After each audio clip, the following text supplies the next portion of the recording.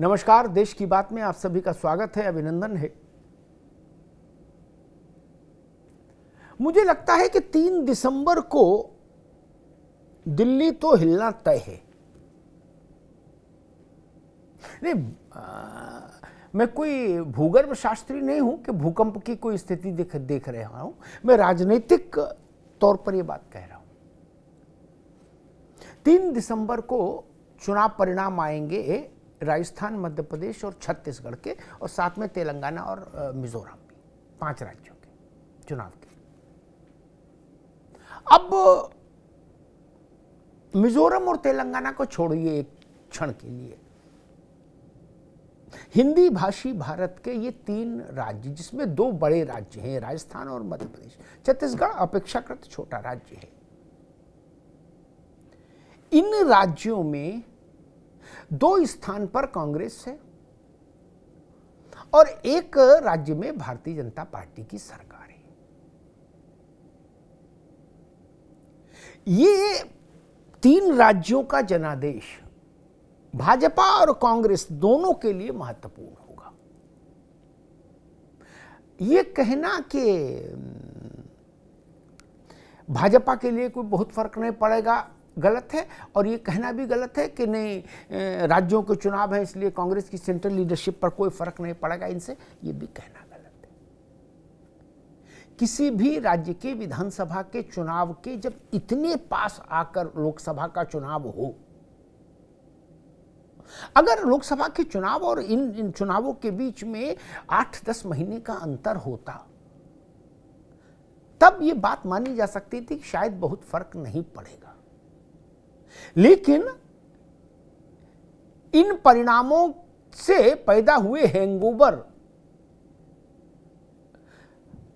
का जब तक समापन होगा, तब तक लोकसभा चुनाव की डुगडुगी बज जाएगी। जीत भी ताजी होगी, हार भी ताजी होगी। उसी मनस्थिति में लोकसभा चुनाव में जाना होगा पार्टी को, भाजपा को भी और कांग्रेस को भी। इसलिए मैंने कहा कि 3 दिसंबर को इस समय तक, जिस समय अभी हम लोग बात कर रहे हैं, दिल्ली हिलनी तय है। अब देखिए भारतीय जनता पार्टी पर क्या असर पड़ेगा। अगर इन 3 राज्यों में भारतीय जनता पार्टी अपना एक राज्य वापस सरकार नहीं बना पाई और 2 राज्यों में कांग्रेस से सरकार नहीं ले पाई, तो एक नैरेटिव पूरे हिंदी पट्टी के लिए सेट होगा कि क्या भारतीय जनता पार्टी का कौशल, भारतीय जनता पार्टी की सामर्थ्य, राजनीतिक सामर्थ्य उतार पर है? क्या ब्रांड मोदी फीका पड़ रहा है? क्या मोदी मैजिक, जिसको कहा जाता है इन्वर्टेड कॉमा में, क्या वो मोदी मैजिक नीचे जा रहा है? क्या इलेक्शन जीतने की जो मशीन कहा जाता था बीजेपी को, क्या उस मशीन का कोई पुर्जा खराब हो गया है? मशीन परिणाम नहीं दे रही? ये सवाल उठेंगे, ये तय मान लीजिए। ये केवल शिवराज सिंह चौहान और रमन सिंह, वसुंधरा राजे और गजेंद्र सिंह शेखावत का ही भाग्य का फैसला नहीं होगा। ये छोटे इम्तिहान के बाद बड़े इम्तिहान में जिसको जाना है, उसके भाग्य का निर्धारण हो जाएगा 3 दिसंबर को। ये बात ध्यान रखिए। इसलिए भारतीय जनता पार्टी के लिए भी ये राज्य बहुत महत्वपूर्ण है। एक सज्जन ने भी पिछले दिनों मुझसे कहा कि अरे भाई, मोदी जी को लोकसभा लड़नी है, लोकसभा से फर्क पड़ेगा, विधानसभा से क्या फर्क पड़ेगा स्थानीय नेताओं के ऊपर। मैंने कहा नहीं, ये धारणा आपकी ठीक नहीं। उसके पीछे कारण ये, एक तो भारतीय जनता पार्टी स्थानीय लीडरशिप के भरोसे चुनाव नहीं लड़ रही राजस्थान, मध्य प्रदेश, छत्तीसगढ़ में। उसका नारा क्या है? मोदी के मन में एमपी, एमपी के मन में मोदी, यही ना नारा है। छत्तीसगढ़ में प्रधानमंत्री ने क्या कहा? मोदी की गारंटी है। राजस्थान में क्या कहा? मोदी का वचन है। तो चुनाव वसुंधरा के चेहरे पर कैसे हो जाएगा? तो जय और पराजय दोनों दिल्ली आएगी। राजस्थान, जयपुर से भी जय पराजय खड़ामा खड़ामा चलती हुई दिल्ली आएगी, भोपाल से भी और रायपुर से भी। और वो भारतीय जनता पार्टी के दफ्तर का पता पूछेगी, जय भी और पराजय भी। दिल्ली में जब सीमा में आएगी तो पूछेगी भाई बीजेपी की इसका सेंट्रल ऑफिस कहाँ है, वहां जाना है। ठीक, यही स्थिति कांग्रेस के लिए भी है। कांग्रेस का ये जो एक बड़ा प्रयोग है, जो अपने मन और मिजाज के विरुद्ध जाके कांग्रेस ने इस बार किया कि भाई ठीक है, हारे को हरिनाम या रपट पड़े तो हरिगंगा, कुछ भी कह लीजिए, या वक्त वक्त की बात, कोई भी मुहावरा आप ले लीजिए। कांग्रेस का मिजाज ऐसा नहीं रहा कि चुनाव पूर्व ऐसा गठबंधन करे और जगह जगह बैठकें करे और भोजन दे कराए सबको। नहीं, मैंने एक बार कहा था कि कांग्रेस का मिजाज पुराने जमींदार जैसा है या पुराने मुगल बादशाहों जैसा समझ लीजिए, जिल्ले लाही मां बदौलत। अब वो कांग्रेस छोटी छोटी पार्टियों के नेताओं की अगवानी में मिजाज पुरसी में लगी है कि आइए आइए जी आइए, फोटो खिंचाइए। उसने भी अपना सब कुछ दांव पर लगा दिया, अभी नहीं तो कभी नहीं। राहुल गांधी, प्रियंका गांधी, इन सब की लॉन्चिंग इतनी बार हो चुकी देश में कि अब लॉन्चिंग को भी शर्मिंदगी हो जाएगी अगर इस बार परिणाम अच्छे नहीं आए। व्यक्ति को छोड़िए भाई,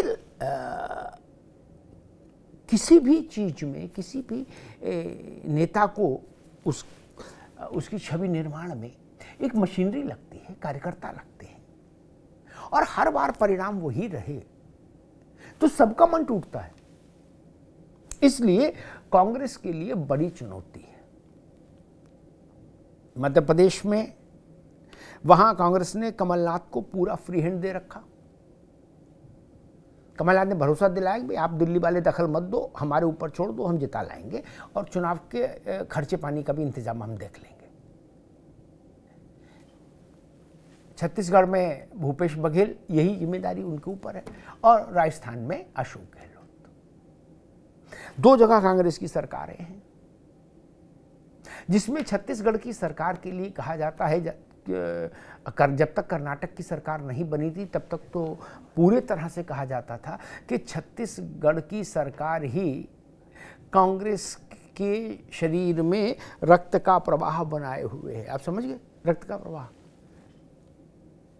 भोजन भजन की व्यवस्था हो रही है वहां। इनके लिए यह भी संकट है। और अगर इन तीन राज्यों में परिणाम ठीक नहीं आया कांग्रेस के लिए, दो सरकारें चली गई और मध्य प्रदेश में कमलनाथ का दांव ठीक नहीं बैठा, तो राज्य की लीडरशिप तो ध्वस्त होगी ही होगी। कड़वी बात यह होगी कि कांग्रेस को फाइनेंशियली पूरी तरह से डिपेंडेंट हो हिमाचल छोटा राज्य है और खुद संकट में है, वहां से आप कभी मैगी की उम्मीद तो कर सकते हैं या एक पेटी सेव की, उससे मोतीचूर के लड्डू की उम्मीद नहीं हो सकती। तो कर्नाटक को छोड़ दीजिए तो कांग्रेस के लिए फाइनेंशियल क्राइसिस हो जाएगी। राजनीतिक क्राइसिस तो हो ही जाएगी, फाइनेंशियल भी हो जाएगी। इतनी बड़ी पार्टी कैसे चलेगी? इसलिए दिल्ली हिलेगी। और राहुल गांधी का जो इमरजेंस है, जो कांग्रेस सोच रही है कि भारत जोड़ो यात्रा के बाद राहुल गांधी की छवि में एक बड़ा परिवर्तन आया है और ग्लोबल ब्रांड हो गए हैं, ऐसा कांग्रेस के मित्र मानते हैं। और वो लंदन में भी जाके बोले, अमेरिका में भी जाके बोले, क्या बोले वो अलग विषय, लेकिन बोले तो। और सैम पित्रोदा भी लगे हैं और बाकी लोग भी लगे हैं कि राहुल गांधी की ब्रांडिंग हो जाए। ये परिणाम अगर ठीक से नहीं आए तो राहुल गांधी का आत्मविश्वास हिल जाएगा। अगली यात्रा के बारे में चिंतन करने से पहले भी उनके शरीर में झुरझुरी होगी। क्या कि क्या करें, इतना चले तब ये नतीजा आया, अब कहां तक चले। ये भाव होता है ना कि भाई इतना चले, इतना संघर्ष किया, बताइए नतीजा आया। और कांग्रेस के लिए लोकसभा चुनाव बड़ा मुश्किल हो जाएगा। उसका एक कारण और है, कांग्रेस साझे की बारात में है। शामिल बाजा एक शब्द है, आपने लोगों ने पता नहीं सुना कि नहीं सुना। शामिल बाजा, शामिल बाजा में है कांग्रेस। इस बार अकेले मालिक तो है नहीं। अगर वो इन तीन बड़े राज्यों को हार कर आई तो ये जो क्षेत्रीय दल उसके साथ पटना, बेंगलोर में बैठे, मुंबई, क्या यही उसको दबाव में ले लेंगे। फिर सीटों की दावेदारी करने में कांग्रेस कमजोर हो जाएगी अपने लिए लोकसभा में, उसका मनोबल हिल जाएगा। और ये चाहे लालू जी की पार्टी हो, चाहे नीतीश कुमार की पार्टी हो, और इन सबसे आगे ममता जी की पार्टी, अरविंद केजरीवाल की पार्टी, ये सब लोग कांग्रेस को पीछे ढकेल देंगे। फिर कांग्रेस इन कुछ बड़े क्षत्रपों की कृपा पर आकर टिक जाएगी आईएनडीए में। और अगर इसके उलट भी मैं कहूंगा, अगर कांग्रेस ये तीनों राज्य जीत कर आ जाती है तो यही स्थिति इन क्षत्रपों की हो जाएगी आईएनडीए में। तब कांग्रेस मुख्य आसन पर बैठेगी और वो ये तय करेगी कि भाई किसको क्या करना है, कितनी सीट किसको देनी है। भूमिका एकदम बदल जाएगी। इसलिए कांग्रेस वाली दिल्ली भी हिलेगी, भाजपा वाली दिल्ली भी हिलेगी। कांग्रेस मुख्यालय में भी इसका एक व्यापक और बड़ा असर पड़ेगा और बीजेपी मुख्यालय पे भी इसका व्यापक और बड़ा असर पड़ेगा। और दो पर्सनालिटीज पर इसका सीधा असर पड़ेगा, एक प्रधानमंत्री नरेंद्र मोदी, दूसरे राहुल गांधी।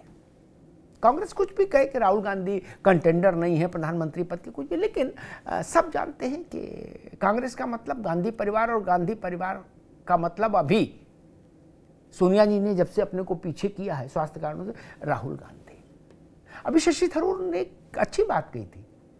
उन्होंने कहा भाई अगर हमारी सरकार आईएनडीए का आया और कांग्रेस उस स्थिति में आई तो ऑब्वियस है राहुल गांधी बनेंगे प्रधानमंत्री, और कौन बनेगा। ठीक बात कही थरूर साहब ने।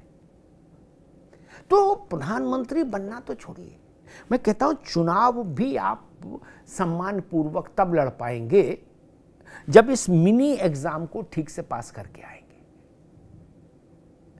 भाजपा पर इसका उतना गहन असर नहीं पड़ेगा, क्योंकि भाजपा का विस्तार बहुत है और उसके पास कुशन बहुत सारे हैं। कांग्रेस के पास कुशन नहीं है, इसलिए कांग्रेस के ऊपर इसका असर बहुत ज़्यादा पड़ेगा। जैसे बीमारी एक ही सी हो और एक शरीर में इम्यूनिटी पहले से कम हो उसको लगे, और दूसरे की इम्यूनिटी अच्छी खासी हो उसको लगे, वो 3 दिन में ठीक हो जाएगा जिसकी इम्यूनिटी अच्छी है, और जिसकी खराब है वो उसी बीमारी में 2 महीने बिस्तर पकड़ लेगा। कांग्रेस की स्थिति फिर वो हो सकती है। इसलिए मैंने कहा 3 दिसंबर की तारीख याद रखिए दोस्तों, उस दिन दिल्ली ज़रूर हिलेगी। भोपाल, रायपुर और जयपुर के परिणाम दिल्ली आएंगे सीधे। धन्यवाद।